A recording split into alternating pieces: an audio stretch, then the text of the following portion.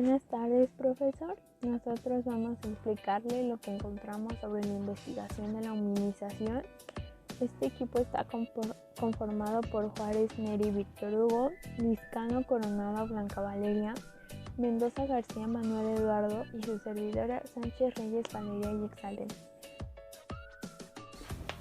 La vida en la Tierra surgió hace 3.500 millones de años. El planeta en el que hoy vivimos dejó de ser un lugar hostil e inhabitable, para convertirse en el lugar de miles y millones de especies, que claro, no siempre fueron lo que hoy conocemos. Las primeras formas de vida eran microscópicas. Estas evolucionaron a animales y plantas, como son gusanos y algas. Este periodo se le conoce como Precámbrico, que pasó a la era Paleozoica. Después de varias eras llegamos al Miceno, hace 7 millones de años, que es aquí donde se da uno de los mayores pasos de la humanidad. Dejamos atrás el camino en 4 extremidades para crear una nueva especie, los homínidos. Por razones que aún no se conocen, nuestros antepasados comenzaron a caminar erguidos. Hace tan solo 40 años, el paleontólogo Donald encontró lo que es ahora la mujer más antigua del mundo, Lucy, que data de hace más de 3 millones de años. Gracias a esto es posible saber las características de estos homínidos que marcaron una gran pauta en la historia del hombre, con tan solo 1.20 metros de altura y 400 centímetros cúbicos de capacidad craneal. Los Australopithecus comienzan a caminar erguidos. Su dieta era basada en frutas y algunos animales pequeños que lograban cazar. Al no tener que utilizar las manos para caminar, comienzan a desarrollar habilidades que sus predecesores jamás hubieran imaginado. Eran seres robustos y de mandíbula grande, con el mentón hundido. Eran peludos y toscos, con rasgos muy similares a los de un chimpancé, pero esto no permanecería así por mucho tiempo, debido a la glaciación. El homínido se ve en la necesidad de buscar nuevos lugares en donde conseguir alimento, abriendo así paso al Homo habilis, quien habitó nuestro planeta hace 2.5 millones de años. Al tener una capacidad craneal de 600 centímetros cúbicos, le es posible aprender a tallar piedra, para así poder cazar con mayor facilidad. Y medían en promedio de 1.40 metros de altura, y su dieta incluía carnes en mayores proporciones. Tenían dientes más pequeños que los Australopithecus. Más adelante, el Homo habilis se convierte en el Homo ergaster, descubierto por John Robinson en 1949 en Kenia. El niño de Turca da la cuestión de ver que muy probablemente ya pudieran emitir sonidos complejos. La capacidad craneal crece hasta los 800 centímetros cúbicos. Son más altos y de cara más pequeña, pero aún así la complexión robusta del Homo ergaster desaparece. Después llega el hombre de Neandertal, llamado así por el río Neander, situado en Alemania, donde se encontró. Este hombre pertenece al Pleistoceno y tiene tan solo de 200.000 a 300.000 años de antigüedad. Dominan el fuego, la piedra y el hueso para crear inmunentarios. Son de frente estrecha y dentadura amplia. Aunque seguramente su lenguaje era muy básico, ya tenían la capacidad de hablar. Medían entre 1.60 metros y 1.70. El promedio de vida era de 40 años. El Sapiens sapiens es el antepasado más directo de la actual humanidad.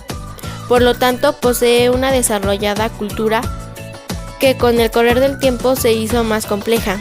Tiene una anatomía igual a la nuestra y una gran capacidad cerebral de 1.350 centímetros cúbicos. Fue la especie que invadió todos los continentes y la que organizó su vida en variadas estructuras sociales, económicas y políticas. Fue la especie que después evolucionó para convertirse en lo que hoy somos. Lo primero que explicaremos serán las teorías evolutivas. La primera es el fijismo.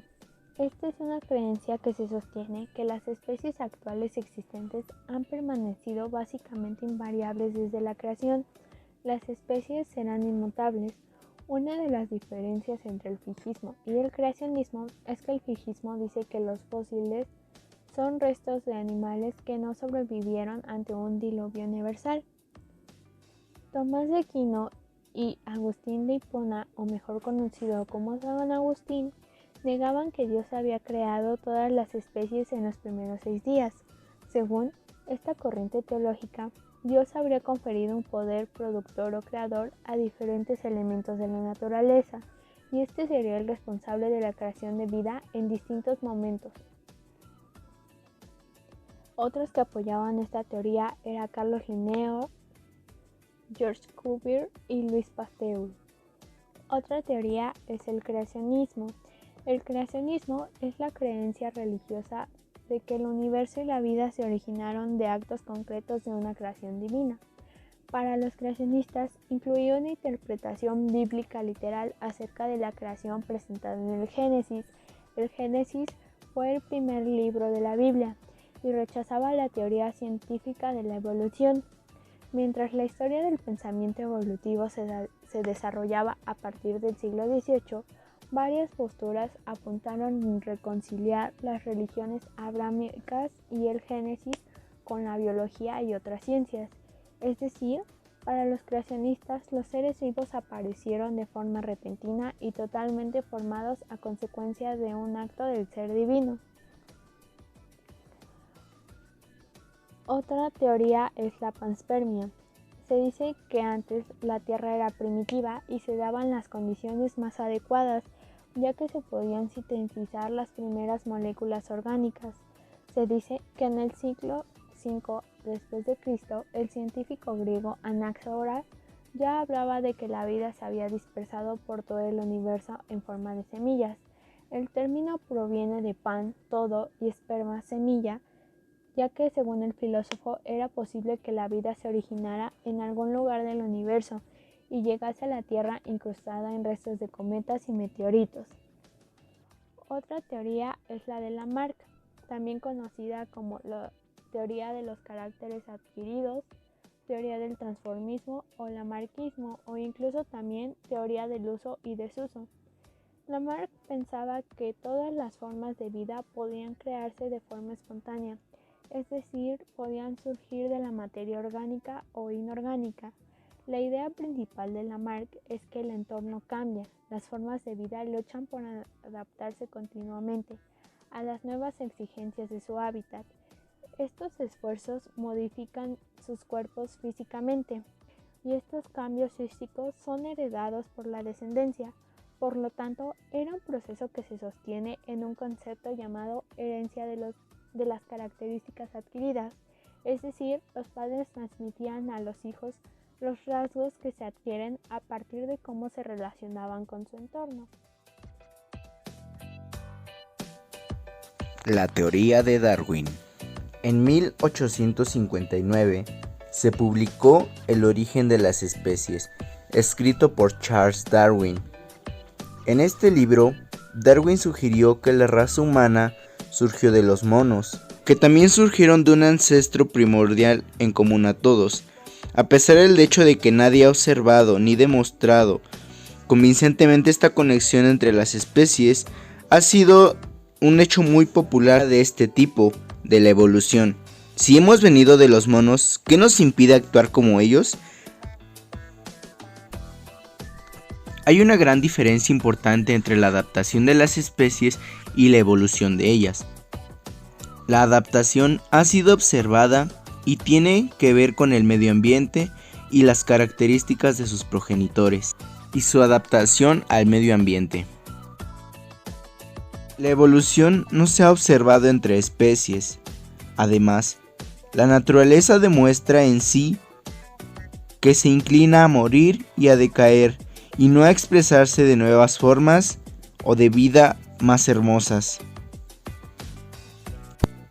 Según Darwin, la base del sistema de la evolución de las especies es la selección natural, en la cual solo sobreviven los más fuertes. De acuerdo con la investigación, nos dice que las características entre los homínidos son muy distintivos, pues entre ellos hemos ido evolucionando, sobre todo nuestra morfología. Un claro ejemplo es que de ser alguien cuadrúpedo, es decir, ocupábamos nuestras 4 extremidades, fuimos al bipedismo, es decir, utilizamos ahora solo 2. Otra cosa que encontramos es la estatura, pues antes el Australopithecus solo podía llegar a medir 1.40 metros y hoy en día podemos llegar a un límite de 1.70 metros. Otra cosa muy interesante es nuestra capacidad craneal, pues antes se decía que solo nuestra capacidad era de 380 a 450 centímetros cúbicos. En esta investigación también nos dimos cuenta que no todos eran capaces de usar el fuego y construir sus propias viviendas, pero sobre todo nos dimos cuenta la forma que ha evolucionado el lenguaje, es decir, pues no todos se podían comunicar como hoy en día lo hacemos, pues antes se decía que solo utilizaban sonidos. Poco a poco fueron de los sonidos a gestos, para que después llegara el Homo ergaster. Este fue encargado de utilizar no solamente sonidos, sino también símbolos. Entre ellos se demostró que podría ser utilizado en forma de arte, es decir, en forma de las pinturas rupestres, para que después llegara el neandertal. Este ya tenía sus propias reglas gramaticales y hoy en día son las que utilizamos. Poco a poco nos dimos cuenta también que se fueron distribuyendo, es decir, se dice que se originaron en África.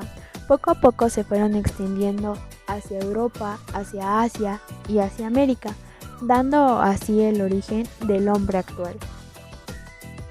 Sistemas de comunicación animal y humana. Primero comenzaremos con el sistema de comunicación animal. Estos se comunican a través de su sensibilidad y sentidos, es decir, olfato, vista, tacto y gusto.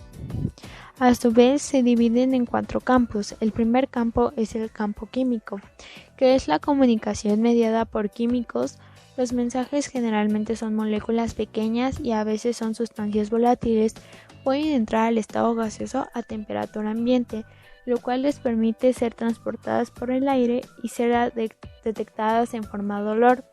Para producir las sustancias, los organismos emisores utilizan complejas rutas de síntesis, involucrando la información de sus genes.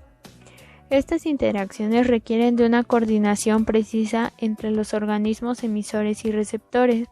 Naturalmente, esta coordinación tiene un origen evolutivo, pues resulta de la convivencia de estas especies por periodos largos de tiempo. Se dice que en las bacterias es probable que sus interacciones químicas entre especies puedan evolucionar en decenas o cientos de años, mientras que en los animales probablemente requieran milenios o incluso millones de años de convivencia.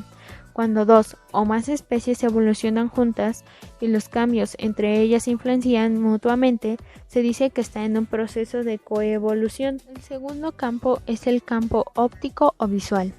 Se dice que este se ha adaptado para poder adaptar a sus situaciones de los animales, que los depredadores y presas tienen diferentes campos visuales, y que los gestos y la postura de cada uno de ellos se utilizan ampliamente en los diferentes tipos de animales.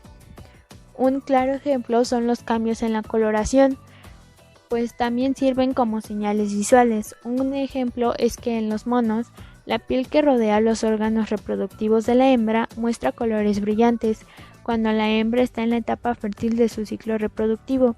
El cambio de color indica que la hembra puede ser abordada por sus pretendientes.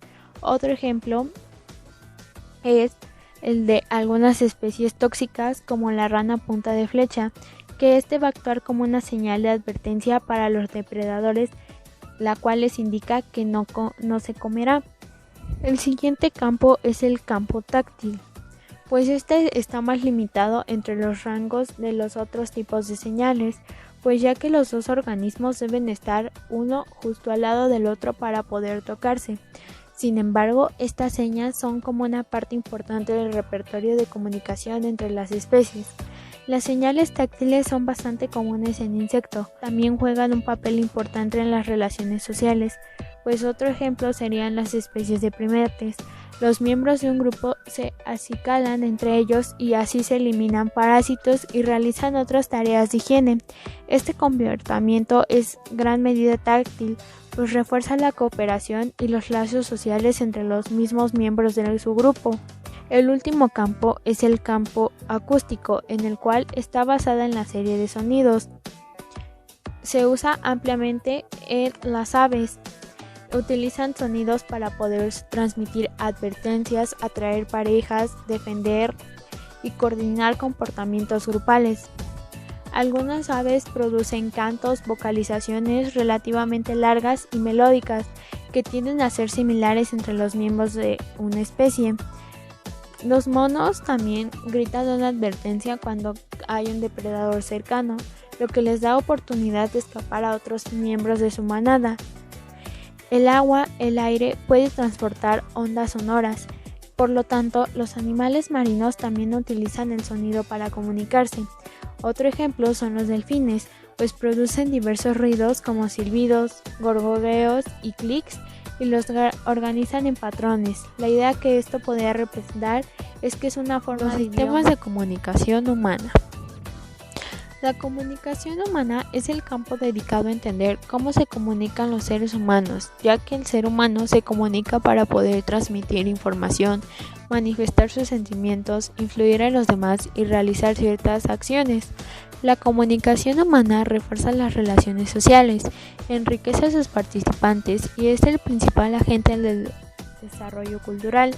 Su instrumento fundamental es el lenguaje verbal, pero las personas también pueden comunicarse por medio de gestos, movimientos, miradas, entre otros. Los papeles en la comunicación. Siempre habrá un emisor, es decir, el quien emite el mensaje. Elige la información que desea transmitir y selecciona la forma en la que lo quiere hacer. El emisor puede ser individual o colectivo. Un claro ejemplo es cuando recibimos las señales de tráfico. Veremos que no somos la única persona a la que se le informa. El receptor es quien recibe el mensaje. Al igual que el emisor, puede ser individual o colectivo.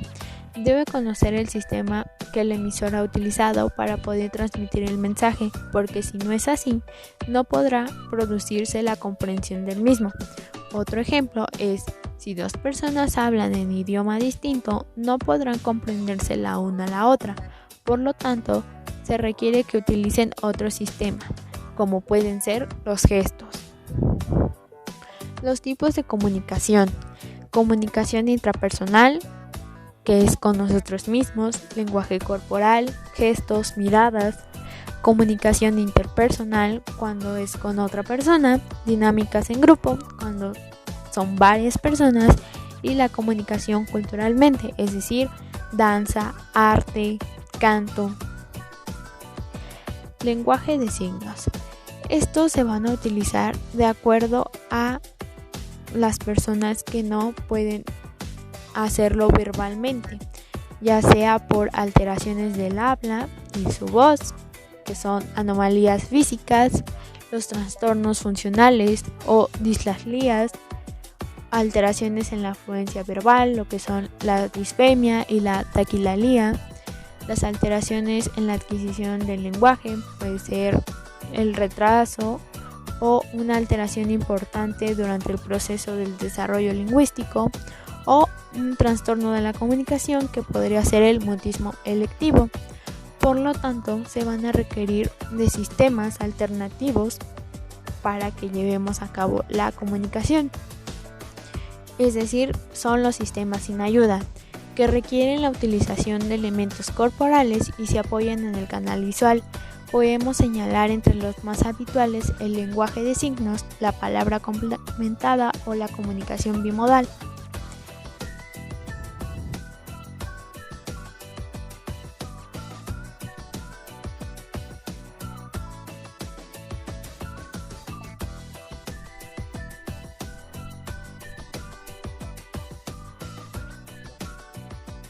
Ya no tomes, pinche alcohólico pendejo. Mañana trabajas.